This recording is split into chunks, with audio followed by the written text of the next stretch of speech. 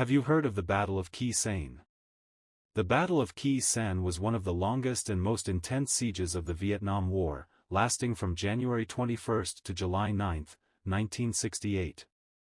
Khe Sanh was a U.S. Marine combat base in northwestern South Vietnam, near the Laotian border and the demilitarized zone. The Americans considered it strategically vital for blocking North Vietnamese infiltration routes along the Ho Chi Minh Trail.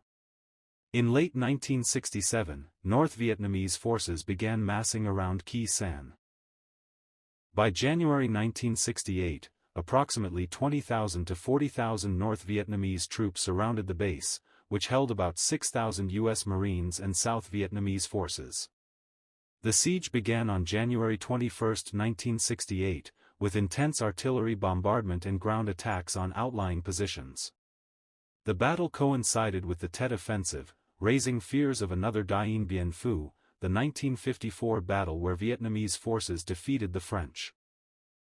President Johnson became obsessed with holding Khe Sanh, monitoring it constantly from the White House. The U.S. responded with Operation Niagara, unleashing massive air power. Over 100,000 tons of bombs were dropped around the base, one of history's most concentrated aerial bombardments. Marines endured constant shelling in underground bunkers while fighting off ground assaults.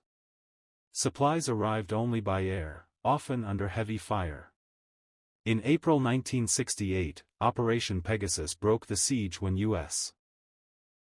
and South Vietnamese forces fought their way to Khe Sanh. Ironically, 3 months later, the base was abandoned as American strategy shifted. Casualties remain disputed. Official U.S. figures claim 274 Americans killed versus 10,000 to 15,000 North Vietnamese, though these